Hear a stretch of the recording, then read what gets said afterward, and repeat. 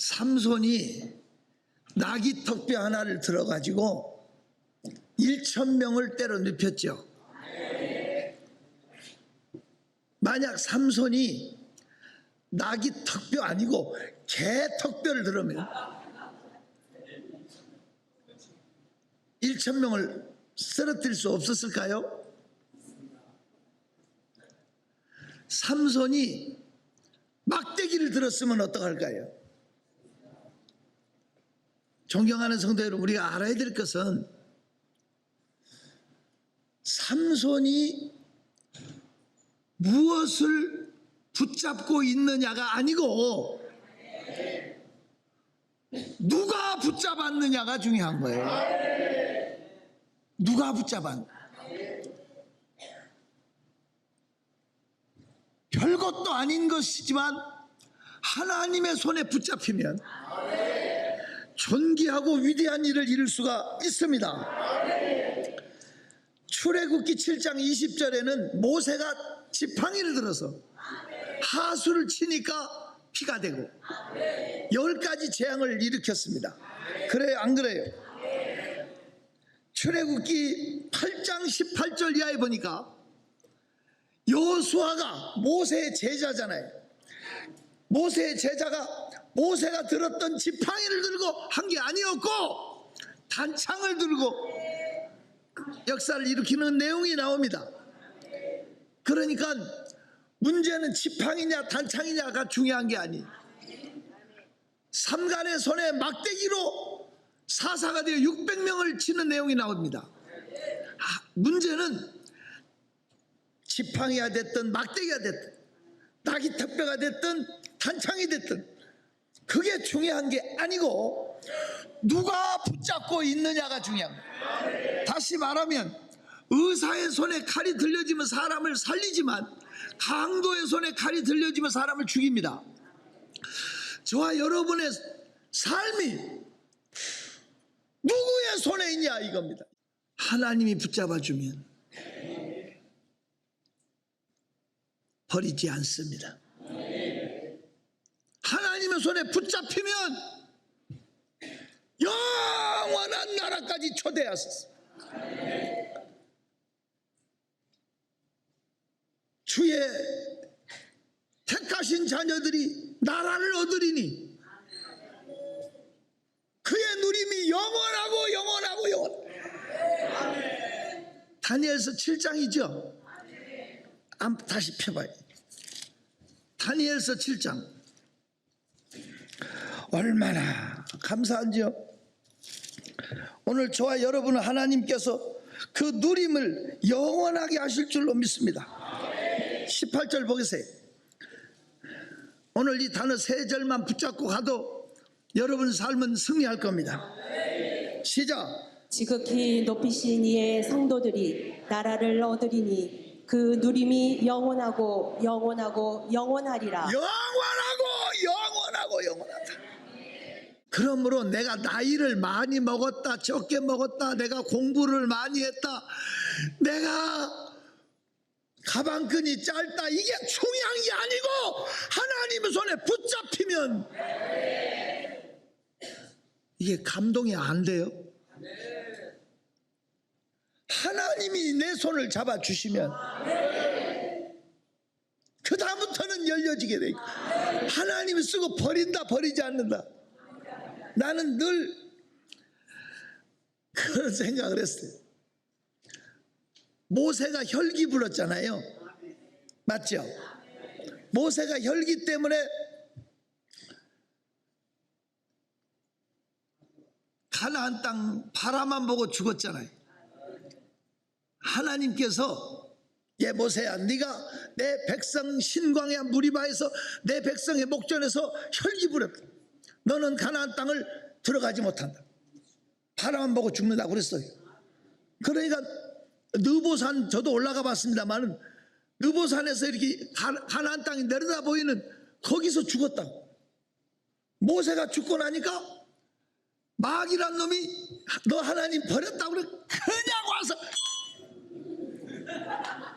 어깨에 모세의 시체를 메고 지옥으로 그냥 날라. 출행량을 치니까 하나님이 이거 보시고 가만히 계셨어? 아니야. 군장 미가엘을 보냈어.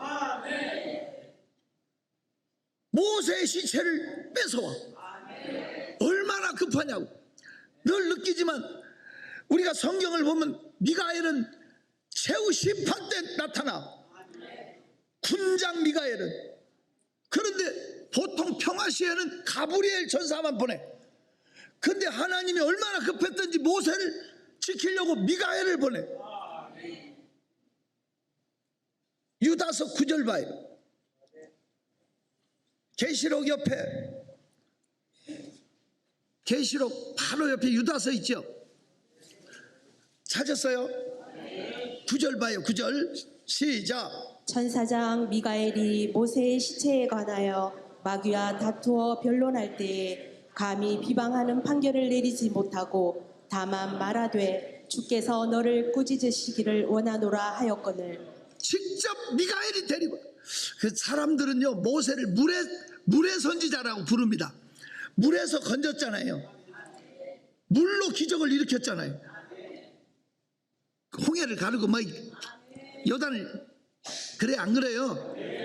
하수를 치고 막 계속 그러잖아요.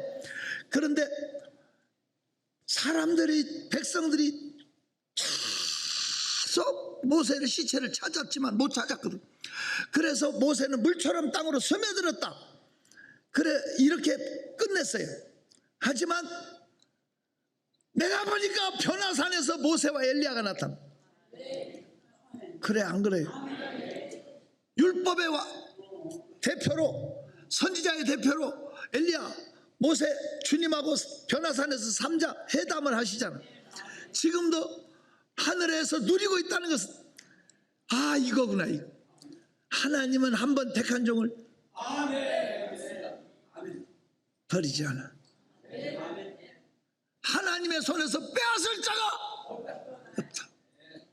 존경하는 성도 여러분, 언제 어느 순간에 정말 하나님의 역사가 나타날지 모르고, 오늘 내가 보니까 불이 번쩍번쩍 하는 거 보니까 강력하게 여러분 속에 성령이 임하는, 그것을 막이라는, 막으려고 하지만 사모하면 체험할 수 있어요. 김동기 목사님 어디 있어? 언제 부를지 모르니까 정신 차려.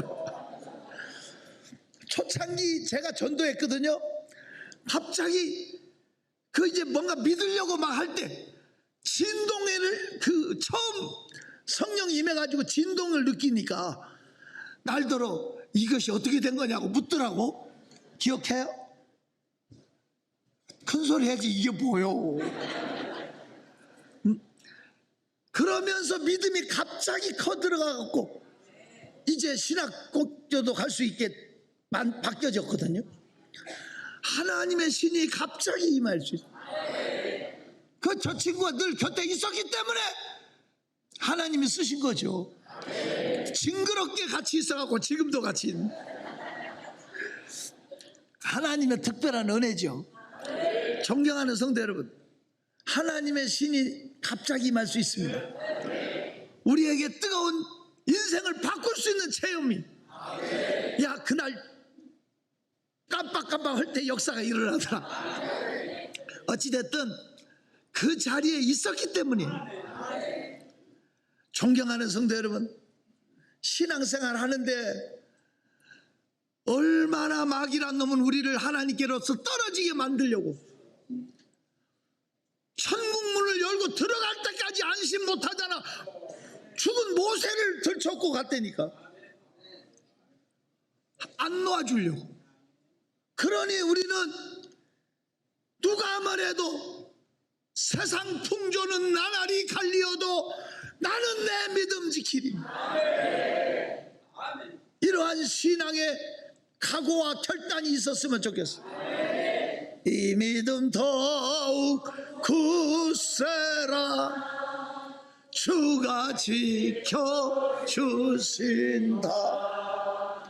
어두운 밤에도 주의 밝은 빛 인도하여 다시 한번 두 손 들고 이 믿음 더욱 굳세 주먹을 불끈 쥐고 주가 지켜주신다.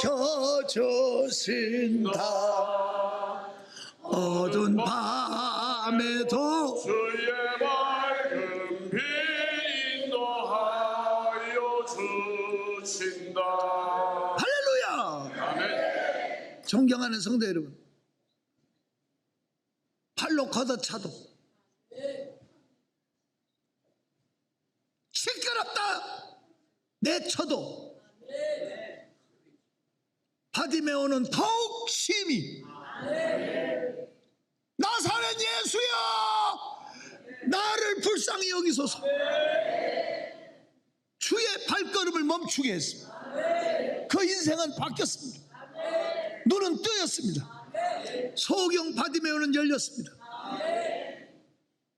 왜 우리는 누구 위에서 신앙생활 하는지, 아이고 누구 꼴보기 싫어서 누구 때문에, 이건 마귀한테 지는 겁니다.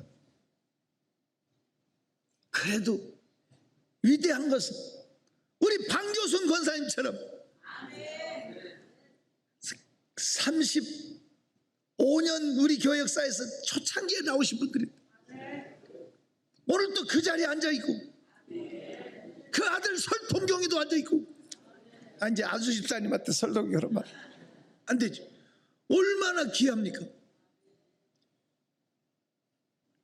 늘 날고 설치는 사람들이 얼마나 많았어. 설집사. 그런데 눈을 씻고 봐도 안 보이는 사람 얼마나 많아. 하지만 이 자리에 있는 사람, 이분들이 역사의 주인공이고 증인 아니냐고. 방교순 권사님 손 들고 아멘 해봐. 얼마나 감사해. 지금도 건강하시기 감사하지. 오늘 저와 여러분의 삶 속에 끝까지 자리 지킬 수 있다. 그 자리에 놓여 있을 때 바로 그 자리가 기적의 자리가 되고, 그 자리가 축복의 자리가 되고. 존경하는 성도 여러분, 나귀턱뼈는 삼손의 눈에 띄는 자리에 있었습니다. 한 가지만 더 얘기한다면요, 준비되어 있었습니다. 만약 나귀턱뼈가, 오늘 본문을 자세히 보시라고요, 나귀턱뼈가 썩었든지 완전히 맛이 갔으면 절대로 삼손이 쓰지 않았을 거예요. 보니까 새 나귀턱뼈라고 돼 있어요. 본문에. 그래 안 그래요? 새 나귀턱뼈라는 게 뭡니까? 큰 나귀턱뼈나 작은 나귀턱뼈 이런 차원이 아니고 얼마 안 된 거라냐. 맞죠? 새 나귀턱뼈, 나귀턱뼈가 된 지 얼마 안 된 거야 이게. 그러니까 준비되어 있는 거예요. 만약 물로 포도주 만들 때 6 항아리가 놓여 있었다고, 근데 그 안에 오물이 잡동사니가 들어있으면 그걸로 쓰시겠냐고. 언제든지 나를 쓰십시오 하고 준비되어 있는 거잖아. 이게 중요한 거예요. 제가 신학교 다닐 때 늘 들은 말이 이거예요. 목사는 항상 3가지 준비를 해야 된다. 설교 준비, 2번째는 이사갈 준비, 3번째는 죽을 준비. 그게 가슴에 평생 남아있어요. 목사는 항상 어디서 불러도 가서 설교할 수 있도록 설교 준비를 하고 있어야 돼요. 2번째는 뭐요? 주님이 보내시면 가라시면 가야지. 저는 개척을 몇 군데 했어요.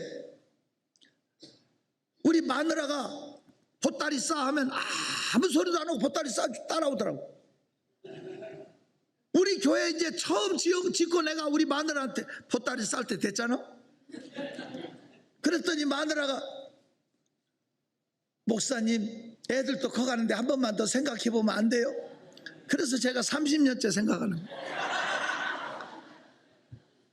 이게 쉬운 단어가 아니에요. 쉬운 말이. 사마리아 도시에서, 북쪽의 수도가 사마리아 아닙니까? 사마리아에서 목회하고 있는 빌립에게 너 사막으로 가라, 광야로 가라. 이게 얘하고 가는 게 쉬운 일이 아니라고. 그런데 순종했어. 맞죠? 사마리아 성을 나와서 광야로 갔더니 한 사람이 지나가는 거야. 마차 타고 성경 이사야서를 읽으면서 성령께서 다가갔어. 너 지금 읽는 내용이 뭔지 아니? 가르쳐주는 사람이 없어. 그게 예수를 가르치는 거 아니냐고. 예수의 복음을 들려주니까 저기 물이 있는데 나 좀 세례 좀 받게 해달라고. 국고를 맡은, 오늘날로 말하면 재무부 장관이라고. 그 사람이 예수를 영접하고 가니까 에티오피아 나라가 다 예수 믿는 최초의 기독교 국가가 됐어. 여러분 에티오피아를 아세요? 우리 6.25 때 유일하게 아프리카에서 한국을 도와준 16개 참전국 중에 에티오피아가 들어있어. 그 당시 에티오피아는 아프리카의 황금의 나라, 꽃이 최고 잘 사는 나라였어. 기독교 국가의 최초로 한 사람이 바뀌어지가 그렇게 된 거예요. 근데 지금은 쫄딱 망했어. 왜? 소련하고 동맹을 맺고 한날 한시에 하늘로 대포 쏘면서 신은 죽었다고 소련과 동조한 나라예요.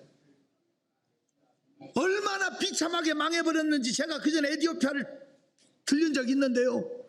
상류 사람들은 한국이 자기 도와준다라는 식으로 으스대는 듯한 그런데 그 나라가 유엔에서 지정한 구제불능 국가 1호야. 아무리 많은 구호물품을 갖다 쏟아 부어도 회생 불가능한 제1의 타락 빈국으로 바뀌어졌지요. 왜? 비단 에티오피아 뿐이냐고. 동구권의 여러 국가, 소련하고 동맹을 맺은 나라들 다 거지됐고, 그 강력한, 그 당시에는 누구도 건들 수 없는 무적의 나라 같은 소련이 이미 망해서 없어진 건 누구나 다 알아. 그 뒤를 이은 러시아도 지금 요새 그 시기에 하나님을 떠나면 누구나 비참해지는 거예요. 여러분, 우리는 하나님의 손에 있어야 됩니다. 모든 사람을 크게 하심과 강하게 하심이 주의 손에 있나이다. 언제든지 주님 나를 써주십시오. 이사야 6장의 이사야처럼 주여 내가 여기 있나이다, 나를 보내소서. 이렇게 쓰임받았으면 좋겠어요. 저는 그렇게 죽을 준비, 언제든지 내가 죽더라도 하나님이 일이 이루어질 수 있도록 해야지. 이게 언제든지 이 모든 땅의 것은 내 거 아니고 주님 부르시면 내가 가야 된다는 사실을 한순간도 잊지 않고 살아야지. 땅에서 천년만년 독야청청할 줄로 착각하지 말라고. 이 세상에 내게 뭐 있냐고. 제가 27년 전입니다. 정확하게 27년 전에 제가 그 당시 우리 교단의 선교 부장으로 있었어요.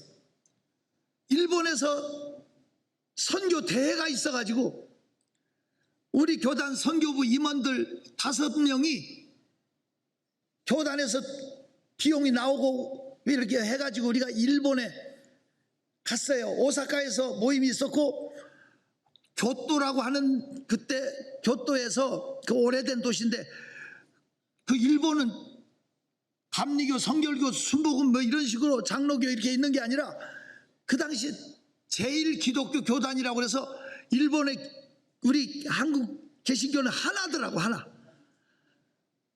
그래가지고 제가 그분들을 모시고 간 거예요. 갔는데 비행기에 공항에서 어떤 일본에서 살고 있다는 한국 여자분 한 분이 권사님이래요. 아주 친절하게 뭐 이것저것 얘기도 해주고 안내해주고 고맙더라고요. 공항에 내렸는데 우리한테 시장하지 않냐고 자기가 좋은 식당을 안내해 주겠다고. 그래서 우리는 따라갔어요. 그 당시에 일본에 처음 갔을 때는 뭐 알아야죠. 가서 한국식 음식을 먹었어요. 불고기 같은 거였어요. 먹고 배고파서 더 시켜 먹고 그랬는데 음식값이 270만 원 나왔어요. 완전히 바가지 쓴 거예요. 바가지. 우리 재료비 다 썼어요. 일주일 동안 거기 있어서 행사하고 와야 되는데 다 계산하고 나오니까 어디 방을 얻어서 잠잘 돈도 없어. 그래서 의논하다가 여러분, 우리가 하나님께서 언제 우리를 복 주실지, 언제 우리를 쓰실지, 아마 지금 이 빗속에서 달려온 여러분을 하나님이 쓰실 걸로, 갑자기 하나님의 신이 삼손에게 임했듯이 우리에게 임하셔서 능력 있는 삶을 살게 역사하실 줄로 기대하십시오. 믿음 자체는 기대하는 거예요. 존경하는 성도 여러분, 하나님의 손에 붙잡혀야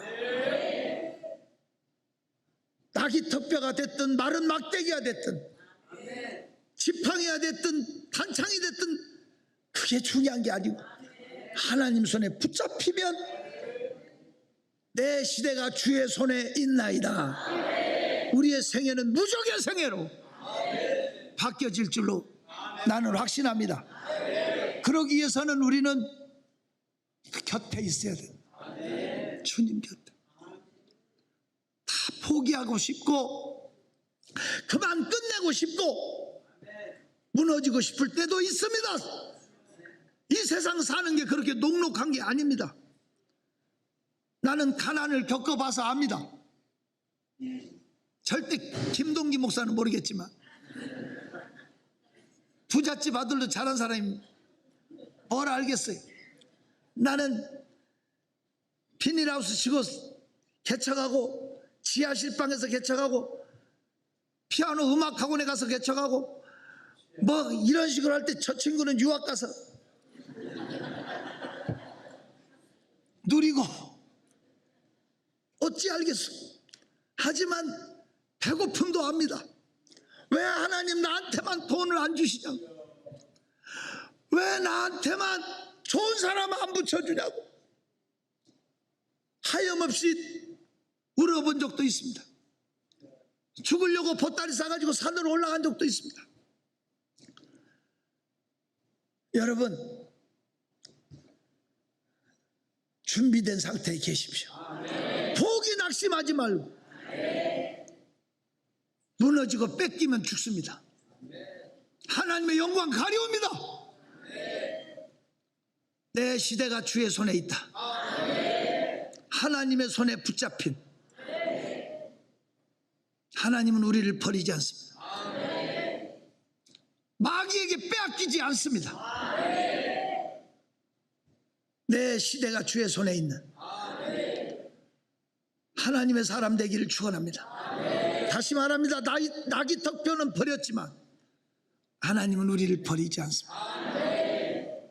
영원한 나라의 복락을 영원토록 누리는 자리까지 창세전에 예비된 영화로운 나라를 상속받으라고 말할 수 있는 주인공이 될 걸 나는 믿습니다.